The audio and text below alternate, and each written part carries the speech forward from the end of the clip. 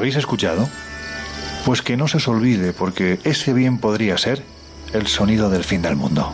Venga, empezamos.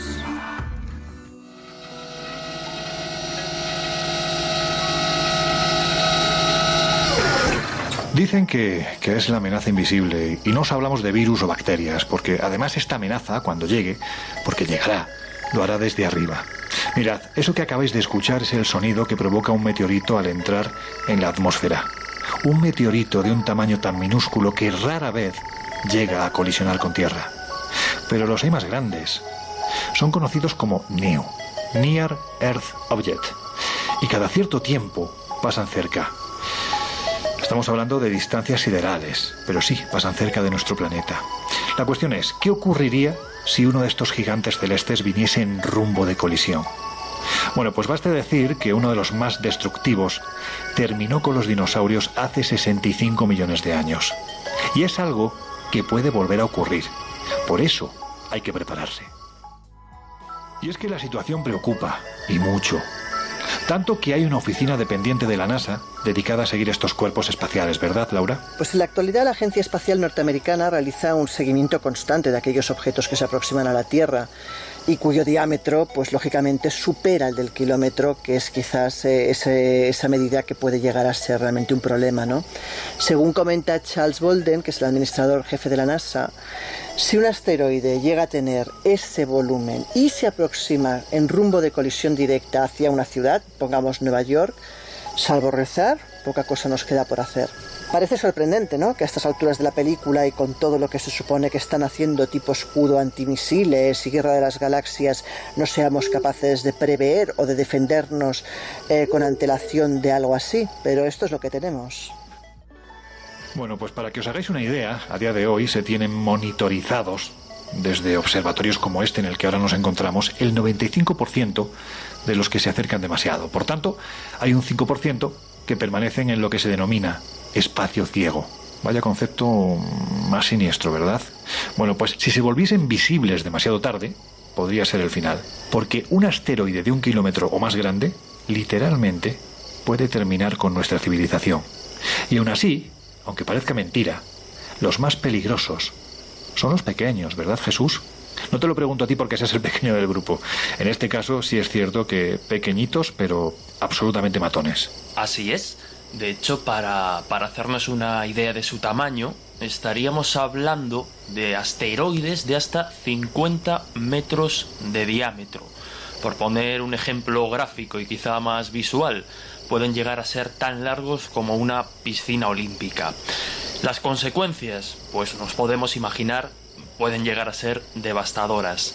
Muchos astrofísicos, de hecho, coinciden en que este tipo de asteroides pues se han convertido en uno de los mayores riesgos para la Tierra venidos del espacio. Y es así básicamente por dos motivos algo inquietantes. Son muchos, son muy abundantes y, importante, un gran porcentaje ni siquiera han sido detectados.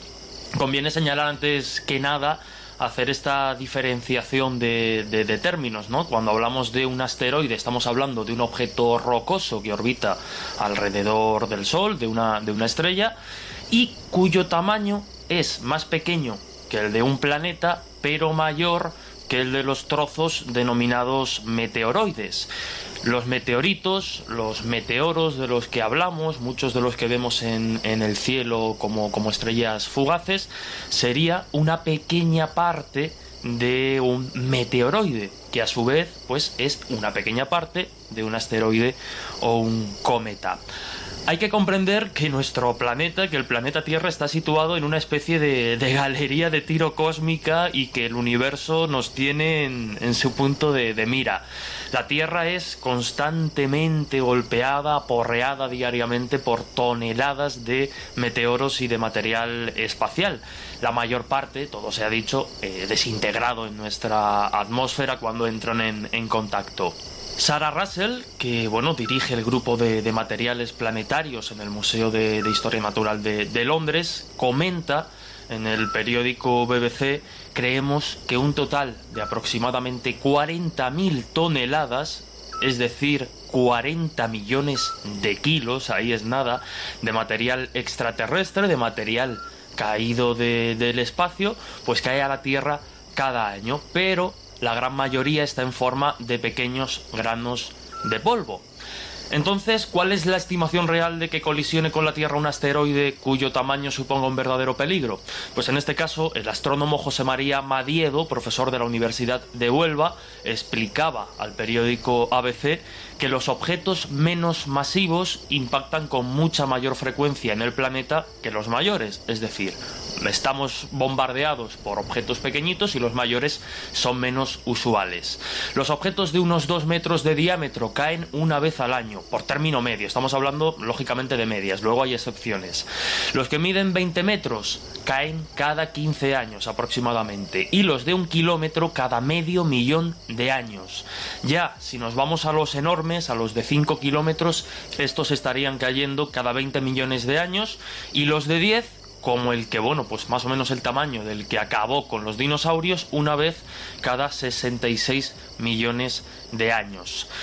De los cerca de 800.000 asteroides que más o menos se conocen y están catalogados en el sistema solar, se calcula que alrededor de 2.000 son considerados como potencialmente peligrosos para el planeta Tierra. Estaríamos hablando de unos objetos que pasarían entre una distancia de unas 25 veces lo que hay de la Tierra a la Luna, y sobre todo el tamaño, que estaríamos hablando de cuerpos de más de 150 metros de diámetro. Con respecto a los asteroides más peligrosos, pues recientemente la Agencia Espacial Europea ha publicado una lista de los 7 asteroides con más probabilidades de impactar en la Tierra durante los próximos 100 años, así como el año en el que lo harían y el tamaño de estos asteroides. Por resumir, vamos a hacer un ranking. En el tercer puesto, con el cobre en la lista de la Agencia Espacial Europea, es el asteroide llamado 2000 SG344. Mide aproximadamente 40 metros y tiene una probabilidad entre 1183 de impactar con la Tierra. Se espera que sea observable en el año 2025, cuando, bueno, pues los expertos esperan conocer mucho más sobre este cuerpo y sobre sus posibilidades de impacto. Vamos con la plata, segundo puesto, segundo asteroide con más posibilidades de golpear la Tierra. Estamos hablando del 2018 VP1. Se estima, este es pequeñito, que tiene solo 2,4 metros de diámetro y sus probabilidades son relativamente altas. En noviembre de este mismo año, las probabilidades, según los científicos, serían de 1 entre 193. Y llegamos al número 1, el asteroide con más probabilidades de golpear la Tierra conocido hasta el momento, sería el 2010 RF12. Este tiene 8 metros de diámetro, podría llegar a causar algún daño, pero bueno, se cree que su impacto estaría previsto para el año 2095 y los científicos, la cuenta de la Agencia Espacial Europea en Twitter, comenta que tienen mucho tiempo para hacer algo al respecto. De hecho, precisamente esta ventaja pues puede convertir al RF12 en un gran candidato pues para probar precisamente técnicas de desviación para esta clase de objetos, ya que nos queda mucho tiempo y por tanto pues podremos experimentar. Bueno, pues ya tenemos claro que son los neos, que son más de los que imaginamos, lo que nos lleva a pensar que vivimos metidos en esta especie de cápsula flotante en el espacio sin ser conscientes de las amenazas que casi cada día pasan por ahí arriba, que los pequeños son los más guerreros porque aparecen casi con el tiempo justo para reaccionar, y de momento no ha hecho falta precisamente eso, reaccionar. Pero hay que decir que ha habido veces en las que los asteroides, o más bien los supuestos meteoritos, han llegado a tocar tierra. Y cuando se ha acudido al lugar de la colisión, nada de nada. Venga, Miguel, que ya sabes por dónde voy. ¿Qué ocurrió en tu tierra en el año 1991 que todavía hoy, casi 30 años después, sigue sin estar claro? Bueno, pues los vecinos de una aldea coruñesa que se llama Cando de Arriba, que pertenece al ayuntamiento de Outes, se encontraron en el monte con un espectáculo absolutamente dantesco. En la ladera del monte se abría un agujero aproximadamente de 29 metros de largo 13 de ancho y 1,5 de profundidad. Varios árboles de gran tamaño habían salido despedidos a causa del impacto a más de un centenar de metros de ese lugar del impacto. Y también un volumen de tierra muy considerable estaba desperdigada por ahí a decenas de metros del cráter. Y lo más sorprendente de esta historia es que el cráter estaba a poco más de 50 metros de una casa, así que los vecinos intentaron buscar cuál podría ser el objeto causante de ese cráter, de ese agujero, pero no encontraron absolutamente nada. Ni restos de algún aparato volador, ni restos de un posible meteorito. Este hallazgo se produjo en abril del año 1994, precisamente un par de meses después de que un extraño objeto volador luminoso surcara los cielos gallegos. Este fue un caso muy mediático en su momento, porque periódicos, radios y programas de televisión se hicieron eco de este avistamiento que, por cierto, me ocupó bastantes años de trabajo, porque todavía hoy en día sigo recopilando testimonios sobre este caso. Bueno, como digo, fue un incidente ufológico enormemente mediático, así que los vecinos de Cando de Arriba pues enseguida relacionaron el cráter con ese objeto luminoso que había sobrevolado los cielos gallegos, como digo, un par de meses antes. Y de este modo llegó la noticia del hallazgo de ese cráter a los astrónomos, a los astrofísicos de la Universidad de Santiago de Compostela, que estaban investigando el caso del avistamiento. Así que los astrónomos allí se presentaron, en Cando de Arriba. Si te parece, vamos a escuchar a José Ángel Docobo, director del Observatorio Astronómico de Santiago y catedrático de Ciencias Físicas, recordando lo que ocurrió aquella inolvidable mañana. Justamente aquella mañana del 18 de enero pues amaneció completamente despejado y muchísima gente desde distintos lugares, sobre todo de la provincia de Coruña, pues observaron un objeto que se desplazaba más o menos desde el nordeste hacia el suroeste, ¿no? Con una trayectoria bastante descendente, que aparentemente daba la impresión de que el objeto pues iba como a caerse hacia la ría de Noia o cercanías. Parece evidente que por la descripción que hacía José Ángel Docobo, de lo que a su vez vieron los testigos, bueno, pues eso, parece que hay pocas dudas de que se tratase de un meteorito. Las sorpresas llegan cuando os enteráis que la noche anterior hay varias llamadas a la Guardia Civil de Santiago de gente que asegura estar viendo extrañas luces en los cielos, ¿no? Bueno, lo verdaderamente interesante del hallazgo de este cráter en Cando de Arriba es que estaba precisamente dentro del área que los astrónomos habían delimitado como posible lugar de impacto de ese objeto luminoso que había surcado los cielos gallegos a las 8:15 de la mañana del 18 de enero del año 1994. Yo entonces era un chaval, estaba en el instituto, pero bueno, me dedicaba más a perseguir ovnis que a estudiar, todo hay que decirlo, ante la desesperación de mis pobres padres.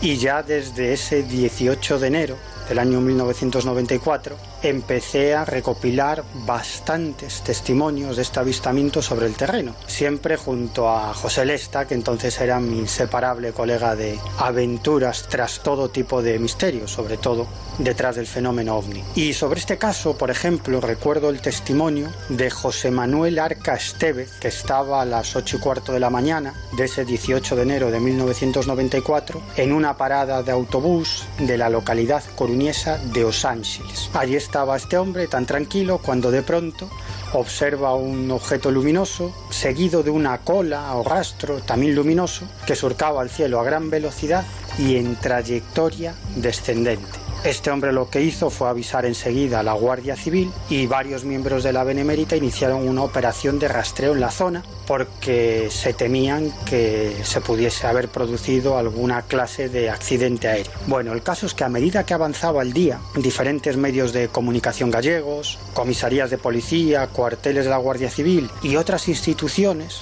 comenzaron a recibir cientos y cientos de llamadas de personas que decían haber observado ese fenómeno, es decir, esa bola luminosa seguida de ese rastro también luminoso y en trayectoria descendente.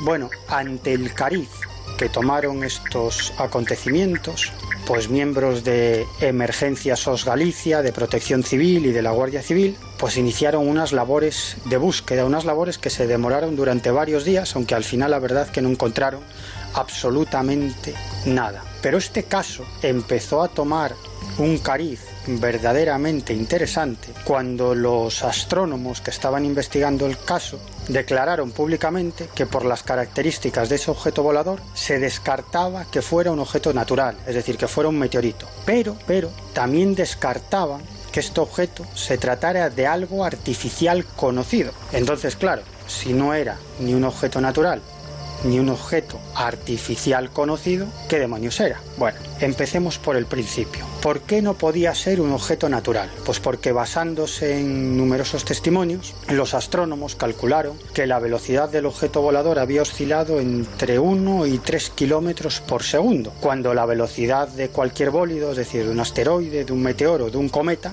es de entre 30 y 70 kilómetros por segundo. Además, por si fuera poco, ni uno solo de los testigos escuchó ese típico sonido de los bólidos al rozar contra la atmósfera, cuando por la altura a la que volaba este objeto, pues debería haberse escuchado ese sonido. En cuanto a la posibilidad de que pudiera ser un objeto artificial accidentado, pues también se descartó por parte de los científicos. Hombre, por pura lógica no podía ser ni un globo aerostático ni un globo meteorológico, porque las características de estos objetos no se ajustan ni de lejos al fenómeno. Tampoco podía ser un avión o un helicóptero, tampoco las características de estos aparatos se ajustan al fenómeno, y tampoco había desaparecido en esa fecha ningún avión o ningún helicóptero. Con lo cual solo quedan 3 posibilidades: un satélite artificial, un cohete o una lanzadera espacial. Pero estas 3 hipótesis fueron descartadas por el Centro de Operaciones Espaciales de la Agencia Espacial Europea. Entonces, ¿qué nos queda? Pues un misterio absolutamente enorme. Y no es hasta 2 meses después, bueno, pues que se empieza a arrojar algo de luz sobre este asunto, o más bien a enturbiarlo un poquito más, porque todo vuelve a, bueno, pues a revitalizarse cuando más o menos ya se había olvidado a raíz de una llamada que hace una vecina de Cando al Observatorio Astronómico de Santiago. Ella se llamaba Elena Dosil, y si os parece, vamos a escucharla. Creían que había un objeto extraño que había caído en algún sitio, pero ellos no sabían dónde. Entonces pedían información, que si alguien sabía o creía dónde había caído, pues que informase. Creyendo que sabía dónde había caído ese objeto, pues llamé al Observatorio Astronómico de Santiago y le informé que creía que era en un lugar que se llamaba Cando. Bueno, pues hemos escuchado a la persona que descubrió el extraño cráter cerca de la localidad de Cando. Es decir, estamos hablando de la primera testigo, sin intoxicar, que además denunció que algo extraño se había comido literalmente la mitad del monte. Y es entonces cuando van los expertos al lugar, y muy poco después, Miguel, llegáis vosotros. Cuando digo vosotros me refiero a los miembros del grupo Fénix de investigación del que tú formabas parte, un grupo de jóvenes que se dedicaban principalmente a la investigación del fenómeno ovni, y hasta entonces, a expensas de que hubiera otro tipo de explicación, esto se podía marcar perfectamente dentro del fenómeno ovni. ¿Qué fue lo que os encontrasteis? Bueno, ¿qué nos encontramos? Pues nos encontramos con ese cráter enorme de 29 metros de largo, 13 de ancho y 1,5 de profundidad aproximadamente, y también nos encontramos con esos árboles y esa masa de tierra que habían salido disparados a decenas de metros o incluso a 100 metros del lugar del impacto. Incluso nos quedamos varios días por la zona recopilando testimonios y luego en los siguientes meses y en los siguientes años regresamos puntualmente en varias ocasiones para seguir recopilando testimonios de este caso tan interesante. Y es cierto que algunos vecinos nos dijeron que unos meses antes de que apareciera el cráter, durante la noche, habían escuchado un sonido muy potente, como si algo hubiera impactado contra el terreno. Pero también es cierto que ninguno de esos vecinos vio nada extraño, y mucho menos un objeto volador. Oye, ¿y qué determinan los expertos? Porque hasta en esto había opiniones diferentes, ¿no? Pues efectivamente.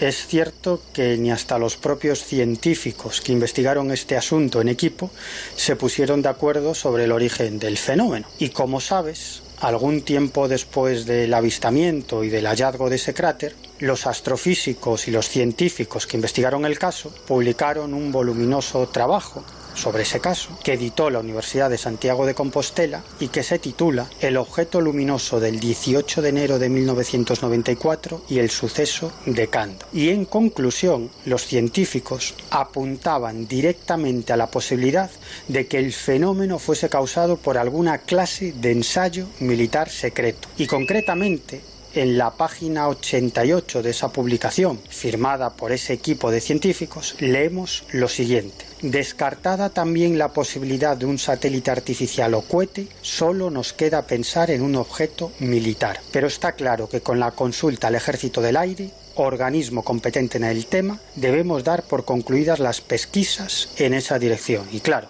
como era previsible, la respuesta del ejército español fue que nada, absolutamente nada, sabían sobre este asunto. Es verdad que los científicos en su trabajo también plantearon otra hipótesis, que se tratara de alguna clase de fenómeno natural desconocido para la ciencia, aunque reconocen en ese trabajo que obviamente no poseen ningún elemento de juicio para apoyar esa teoría.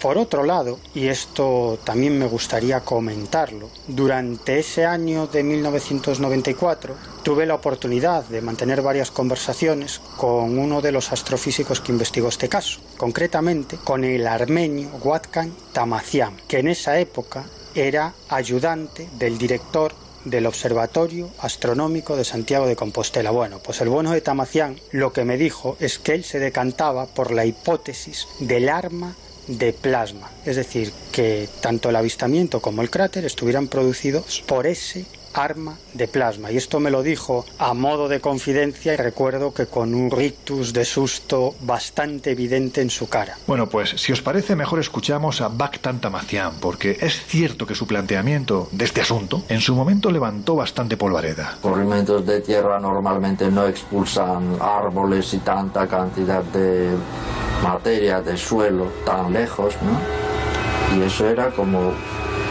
una expulsión o una reacción a una caída de un cuerpo.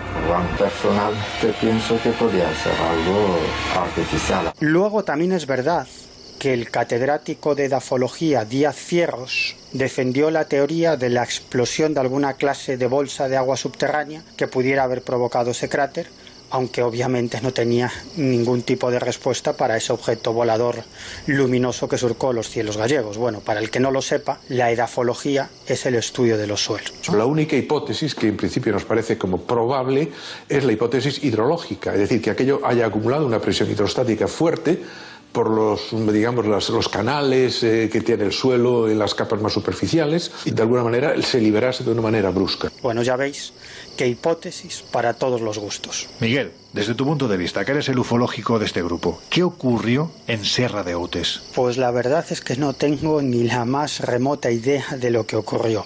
Pero sí puedo asegurarte que ese caso Cando, caso Outes, no se trató de un incidente aislado, porque en los siguientes años continuaron viéndose objetos luminosos de las mismas características y también con trayectoria descendente que surcaban los cielos gallegos. Escribí casi un libro entero sobre todos estos casos que estuve investigando durante años, así que imagínate, necesitaría por lo menos 20 programas para explicar cada uno de esos casos y me parece que no estáis por la labor. Pero bueno, por centrarme solo en uno de esos casos. En la noche del 14 de junio de 1996, es decir, aproximadamente 2 años y medio después del caso Cando o el caso Outes, la historia vuelve a repetirse. Es decir, un enorme objeto luminoso, que también dejaba un rastro luminoso a su paso y que también llevaba una trayectoria descendente, fue observado por centenares de gallegos. Y enseguida se hicieron cargo del caso pues nuestros viejos amigos, los astrónomos José Ángel Docobo y Watkhan Tamazian, que calificaron el incidente como de alta extrañeza. Docobo llegó a declarar que ese objeto perfectamente pudo haber impactado en algún punto de Galicia. Dijo textualmente: "Yo creo que de estrellarse debió hacerlo entre las localidades coruñesas de Carballo y Asilva". Según los datos recopilados por los científicos, la velocidad de este objeto estaría en torno a los 15 kilómetros por segundo. Pero lo fascinante de este avistamiento es que varios testigos filmaron ese objeto luminoso desde Santiago de Compostela, testigos a los que pudimos entrevistar. Y también es muy interesante que decenas de vecinos de una localidad que está muy cerca de Santiago de Compostela, que se llama Cacheiras, nos contaron que ese ovni, que ese objeto luminoso, en un momento determinado se paró en el cielo y emitió un foco de luz compacto contra ellos. Luego, durante nuestras investigaciones peinando la zona, en busca de más testimonios, pues nos encontramos con otros testigos en poblaciones cercanas a Cacheiras y cercanas a Santiago de Compostela, y estos testigos nos contaron exactamente lo mismo, es decir, que ese objeto volador se había parado y había emitido un foco de luz totalmente compacto hacia ellos. Bueno, ¿cómo explicas tú esto?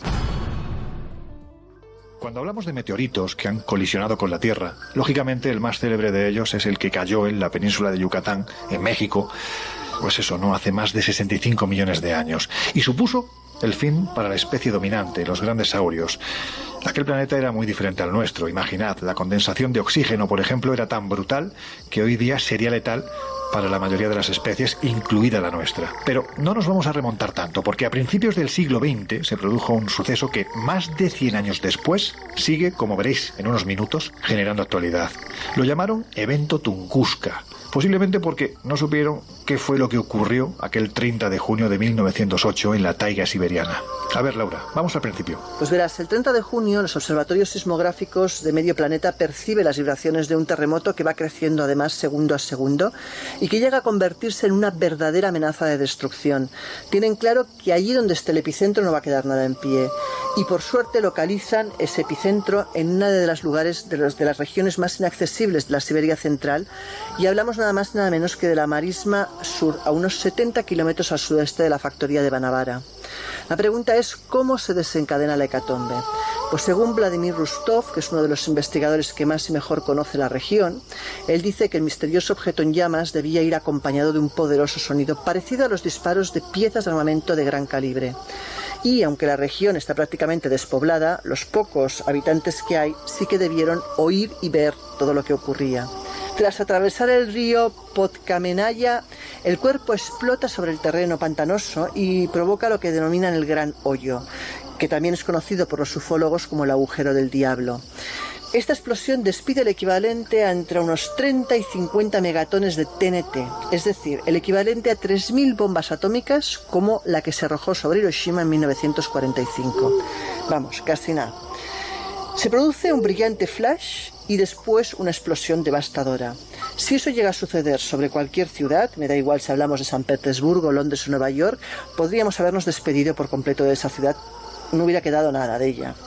Pero, afortunadamente, el poblado más próximo era precisamente la estación comercial de Banavara. La explosión aplastó 30 millones de árboles de la taiga y produjo un terremoto cuya onda sísmica se registró en localidades rusas no tan cercanas, incluso en la localidad alemana de Jena.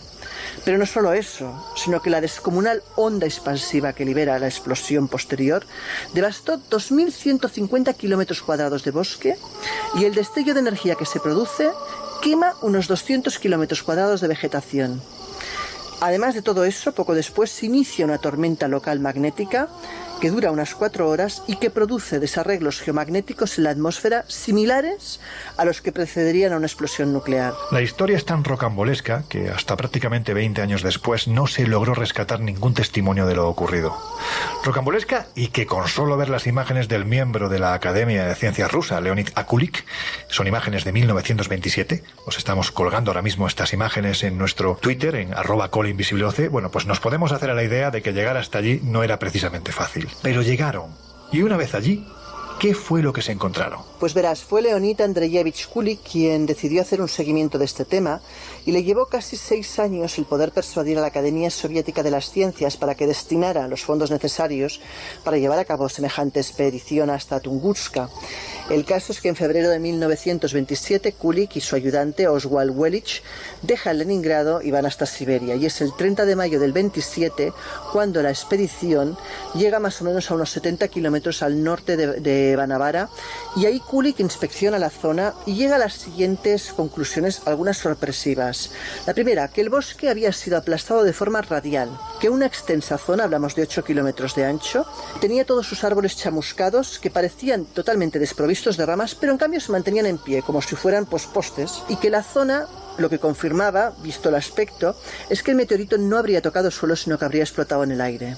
Que se encuentran unos rastros de quemaduras muy raras en los árboles caídos, que no corresponderían con las quemaduras típicas de un incendio. Y además que el crecimiento de los árboles estaba siendo anormal, y eso se unía con el descubrimiento de mutaciones genéticas en los mismos. Por si ello fuera poco, en el epicentro de la colisión, no hallaron ningún cráter ni ningún resto de meteorito. Esto hizo que la conclusión fuera nula, porque no consiguieron llegar a una conclusión clara. Por lo tanto, ante esta falta de información, surgieron las propuestas más, ¿cómo decirlo? Bueno, pues descabelladas. Jesús, cuéntanos, ¿quién fue Alexander Kazantsev y qué propuso este hombre? Pues este hombre fue un escritor de ficción, también exmilitar, que apasionado por el tema, por el enigma de Tunguska, se metió a fondo a investigarlo.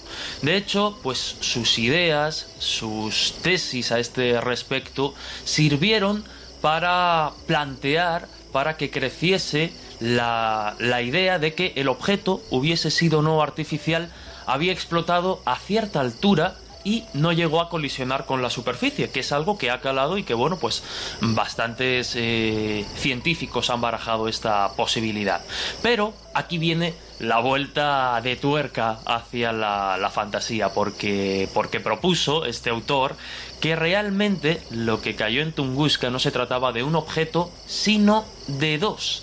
Pero cuidado, dos naves interestelares, dos naves extraterrestres que en plena batalla pues habrían provocado la detonación de la otra. La vencedora lógicamente huyó, pero la vencida, la nave que cayó en batalla, sería el objeto que efectivamente pues provocó todos los misterios de los que estamos hablando.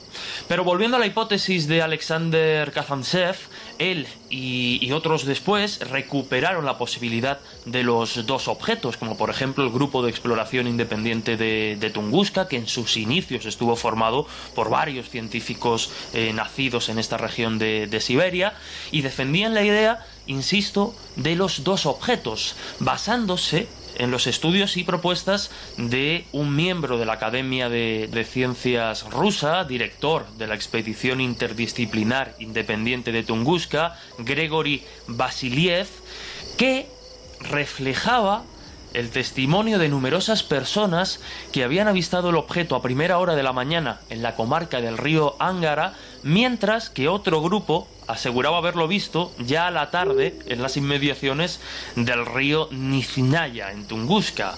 Es decir, nos encontramos en voz de los propios testigos la posibilidad de dos meteoritos, dos objetos diferentes.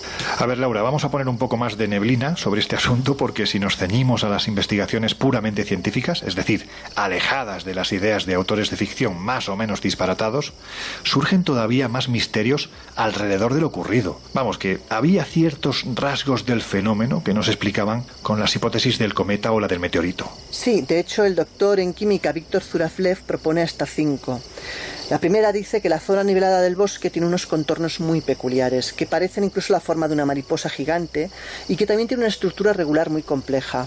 La segunda dice que la concentración de la energía que produce esta explosión es muy parecida a la de una explosión nuclear y que no menos de un 10% de la misma debió ser emitida durante el flash. La tercera es que dice que bajo la zona que recorre el cuerpo espacial aumenta la termoluminiscencia de los minerales y que esto puede deberse, una, a la radiación intensa que se emite durante el curso en vuelo del objeto, o dos, al instante de la explosión. Punto 4. Dice que el examen médico que realizan a los habitantes nativos de la zona revela efectos genéticos en la población similares a los que se observan en las regiones afectadas por las pruebas de armas nucleares. Y por último, dice que a juzgar por la nivelación del bosque, inmediatamente antes de la explosión el cuerpo espacial tuvo que desplazarse de este a oeste. Lo curioso del caso es que esto no casa con los testimonios, porque la mayoría de ellos dicen que, según su visión, el cuerpo llegó desde el sur o del sudeste, así que a saber. Pues eso, como decía un personaje muy conocido y muy castizo, todo esto es muy raro. Meteorito inteligente, un cuerpo celeste que se fusionó con tierra, una explosión a varios kilómetros de altura. Incluso se llegó a hablar de bolsas de gas o de nubes de mosquitos para explicar este asunto. Pero lo importante es que las expediciones, desde aquel año de 1908, no han dejado de producirse porque el asunto vamos a decirlo finamente. Venga, el asunto es la pera. A ver, Jesús, vamos a hablar de las últimas. Pues a ver, si hablamos de las últimas y de las más relevantes o de las más sugerentes, podríamos hablar de aquella que tuvo lugar a finales del siglo XX, comienzos del XXI, entre los años 1999 y 2002, cuando pues varios investigadores de la Universidad de Bolonia llegaron al epicentro de la explosión. En este caso, los científicos italianos hallaron algo pues que vamos a decir que era evidente, o por lo menos se intuía, pero que no se había registrado, como era un aumento de la biomasa en la zona, así pues como las diferentes mutaciones genéticas registradas en diferentes árboles, en plantas, en todos estos seres vivos que se encontraban en el camino, en la trayectoria que hubo de seguir el bólido tras su impacto. La conclusión de estos investigadores, recordamos, de la Universidad de Bolonia, fue rotunda e insistimos, confirmaba algo que era casi lógico, algo que se intuía. El objeto que cayó en 1908 provocó una alteración en los procesos naturales de la vegetación de la zona. Pero no solo eso, es que además se cuantificaron alteraciones en la sangre, alteraciones en el factor RH de la sangre de algunos de los habitantes.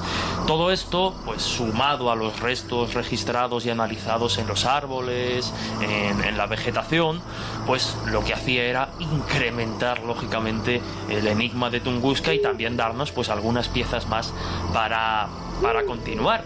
Pero otra de las últimas tiene lugar en el año 2009, en esta ocasión comandada por un grupo de expertos de la Universidad de Cornell. Aquí los indicios de estos investigadores proporcionaban evidencias sólidas de que el objeto que pudo provocar el enigma Tunguska fue un cometa. Cuando hablamos de un cometa ya sabemos que incorporamos ese elemento del núcleo de hielo que los caracteriza en cierto modo, y por tanto este núcleo de hielo se habría deshecho rápidamente tras entrar en contacto con nuestra atmósfera, y aquí hallaríamos pues una respuesta a uno de los grandes enigmas de Tunguska, el hecho de que no dejase huellas, ¿no? Hablando entre comillas. Sin embargo, pues esta hipótesis, esta teoría entra en contradicción con algunas pues de las otras muestras que han encontrado los otros grupos de científicos que se han acercado hasta Tunguska, donde nos encontramos pues elementos característicos en algunos asteroides. Además, pues por tanto, bueno, pues estaríamos en contradicción, ¿no?, entre esta posibilidad del cometa y la de que se tratase de un asteroide o de otro cuerpo. Para más pistas dentro de este enigma, dentro de este puzzle, hay científicos que creen que en el lago Checo, un lago poco profundo, situado aproximadamente a 5 kilómetros de la zona, puede esconderse el cráter de la explosión. El equipo llegó a esta conclusión después de un estudio sísmico y magnético donde se observó que los sedimentos de este lago se habían estado formando durante 100 años, lo que coincide en el tiempo con el evento Tunguska, recordamos, 1908.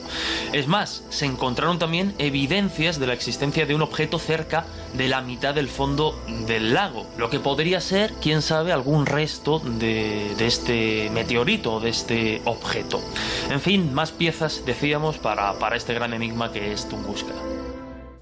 Os decíamos minutos atrás que este asunto no deja de generar información. Bueno, pues por poner un ejemplo, el mes pasado varios científicos de la Universidad Federal de Siberia creían dar por fin con la clave de este enigma, en 2020. ¿Qué es lo que contaban, Laura? Efectivamente, un nuevo estudio dirigido por el astrónomo Daniel Krenikov de la Universidad Federal de Siberia y que publicó la prestigiosa revista científica Monthly Notices of the Royal Astronomical Society. En este artículo se apunta que aquel cuerpo podría tratarse de un gran asteroide de hierro que probablemente ingresó en la atmósfera terrestre a una baja altitud, pero que luego volvió a salir de ella, creando en el interín una onda de choque que devastó pues gran parte de la superficie de la taiga siberiana oriental. Según él cuenta, los resultados respaldarían esta idea y en cambio probablemente pues tiren por el suelo todas las otras teorías anteriores que se habían comentado. No sé si es un dato significativo, pero en las fechas en las que ocurrió todo esto, muy cerca de la factoría de Banavara, en el corazón de Siberia, se encontraba por esas fechas un personaje absolutamente único. Dicen que estaba llevando a cabo alguno de sus trascendentales experimentos, e incluso, en una vuelta de tuerca más, hay quien ha barajado la idea de que estuviese experimentando ni más ni menos que con energía nuclear, las primeras pruebas nucleares de la historia. ¿Sabéis cómo se llamaba ese personaje? Pues es alguien al que os aseguro dedicaremos un colegio invisible. Aquel personaje se llamaba Nikola Tesla. Jesús, si hablamos de cuerpos espaciales inteligentes, hace unos meses, el pasado año, saltó a todas las portadas prácticamente del mundo civilizado uno con un nombre, bueno, raro, podemos decir que muy hawaiano. Se llamaba Oumuamua. No sé si lo he pronunciado bien. Anda, dinos por qué se hizo tan famoso. Pues se hizo tan famoso por una razón muy sencilla, y es que Oumuamua es único. Se trata de un objeto que, como recordarán muchos, generó mucha polémica porque no se sabía muy bien de qué demonios se trataba. Si un asteroide exótico venido de otro lugar, si una nave extraterrestre, como quisieron decir algunos, o piezas de una nave, en fin, ahora veremos. Pero como digo, es único porque es el primer cuerpo celeste que se sabe que ha visitado nuestro sistema solar venido desde otro. Y como decíamos, pues ha sido descrito o ha sido intentado catalogar de muchas maneras. Un cometa, un asteroide, una nave espacial en forma de cigarro puro, tan común para los aficionados a la ufología. Y fíjate, porque hay otra nueva hipótesis, hay otra nueva posibilidad para Oumuamua, ya que diferentes astrónomos de la Universidad de Yale y la Universidad de Chicago proponen que puede ser un iceberg de hidrógeno. Pero, ¿qué sabemos de este objeto?